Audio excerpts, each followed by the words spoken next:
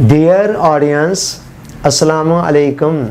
5 minutes lecture series के अंदर हमारा जो टॉपिक चल रहा है वो है तज़किया नफ्स। पिछली नशिस्त में हमने बताया था, पिछले लेक्चर के अंदर, कि ज़िंदगी का मकसद ही ये है कि इंसान अपने नफ्स को नफ्से मुतमइन्ना तक पहुँचा दे ताकि अल्लाह उस बंदे से राज़ी हो जाए और मरने के बाद उसको जन्नत के अंदर मकाम अता फरमा दे। तज़किया नफ्स के ज़िमन के अंदर अब हम कुछ ऐसी चीज़ों का ज़िक्र करने जा रहे हैं जो तज़किया नफ्स के हुसूल में बहुत मुआवन है और मौसर हैं, और फिर कुछ ऐसी चीज़ों का ज़िक्र करेंगे जो इस राह की रुकावटें हैं और जिनसे इंसान को बचना है। जो चीज़ें तज़किया नफ्स के हुसूल में मौसर और मुआवन हैं, उनमें से सबसे पहली चीज़ नमाज है, जिसे कुरान मजीद की इस्तिलाह में इकामत सलात कहा जाता है। नमाज वो चीज़ है तज़किया नफ्स में क्या किरदार अदा करती है, इसकी तरफ इशारा करते हुए ख़ुद कुरान मजीद ने कहा कि इन्नस्सलाता तन्हा अनिल फ़हशाए वल मुनकर, कि बेशक नमाज बुराइयों और बेहयाइयों से रोकने वाली है।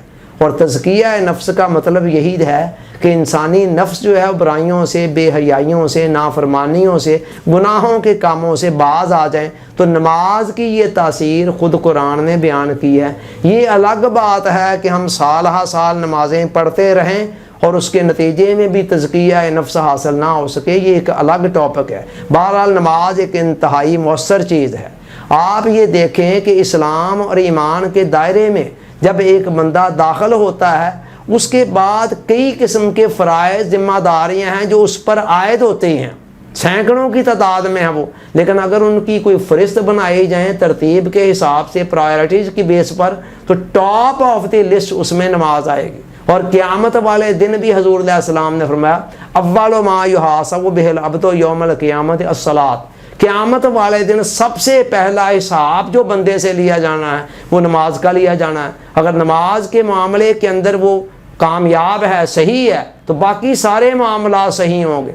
और अगर नमाज के मामले में फ़ेल हो गया तो फिर बकिया मामलात में भी नाकाम हो जाएगा।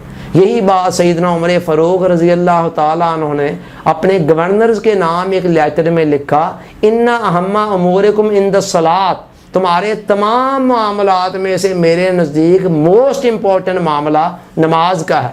मन हाफिज़हा व हाफ़ज़ा अलैहा फ़क़द हाफिज़ा दीना, जिसने इसकी हिफाजत कर ली और उस हिफाजत के ऊपर साबित कदमी इस्तिकामत इख्तियार कर ली, उसने गोया अपने पूरे दीन की हिफाजत कर ली। व मन ज़य्याहा फ़हुवा अज़य्या लिमा सिवाहा, और जिसने इसको ज़ाया कर दिया वो इसके अलावा बकिया मामलात को, दीन के बाकी मामलात को उससे भी ज़्यादा ज़ाया करने वाला होगा। कुरान मजीद नमाज सिर्फ पढ़ने की बात नहीं करता, बल्कि जहाँ भी नमाज का हुक्म देता है नमाज को कायम करने का हुक्म देता है। अब कायम करने से मुराद क्या है, इसमें बतौर ख़ास दो चीज़ें हैं। नंबर 1 है कि नमाज के अंदर खुशू व खुजू हो, और नंबर 2 ये है कि इंसान नमाज की हिफाजत कर रहा हो एक कीमती चीज़ समझ कर।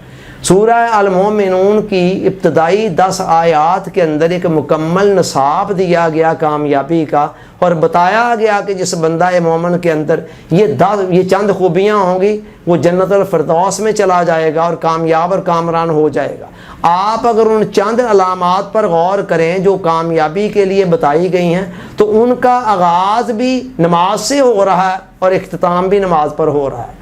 पहली निशानी ये बताई जा रही है कि वल्ला अल्लाज़ीना हुम फ़ी सलातिहिम खाशिऊन, ये वो लोग हैं जो नमाज़ों में खुशू इख्तियार करते हैं। खुशू का मतलब ये है कि इंसान का जिस्म जैसे अल्लाह की बारगाह में झुका हुआ है, इसी तरह उसका दिल भी अल्लाह की तरफ मुतवज्जे हो, इसको खुशू कहते हैं। और फिर चंद निशानियाँ आगे बयान करके आखिरी अलामत ये बयान की कि वल्लाज़ीना हुम अला सलातिहिम युहाफ़िज़ून, ये वो लोग हैं जो अपनी नमाज़ों की हिफाजत करते हैं। इसका मतलब ये है नमाज इतनी कीमती और अहम चीज़ है कि इसकी हिफाजत करनी चाहिए। और हिफाजत से मुराद ये है अपने आप को उन तमाम एक्टिविटीज़ से बचाना کہ جس کے نتیجے میں انسان کی نمازیں ضائع ہو سکتی ہوں، قضا ہو سکتی ہوں، نہ پڑھی جائیں، یا پھر یہ ہے نمازیں تو پڑھی جا رہی ہیں لیکن نمازوں کی کوالٹی برقرار نہ رکھی جا سکے، ان کو صحیح طریقے سے ادا نہ کیا جا سکے، ایسی ایکٹیویٹیز سے اپنے آپ کو بچایا جائے۔ اگر انسان نماز کو ان تقاضوں کو ملحوظ خاطر رکھتے ہوئے ادا کرے تو یہ نماز تزکیہ نفس کے حصول میں بہت زیادہ ایک مؤثر اور معاون چیز بن جاتی ہے۔ اللہ تعالیٰ سوچنے، سمجھنے، یاد رکھنے، عمل کی توفیق عطا فرمائے، آمین۔ آپ کا بہت بہت شکریہ۔ السلام علیکم۔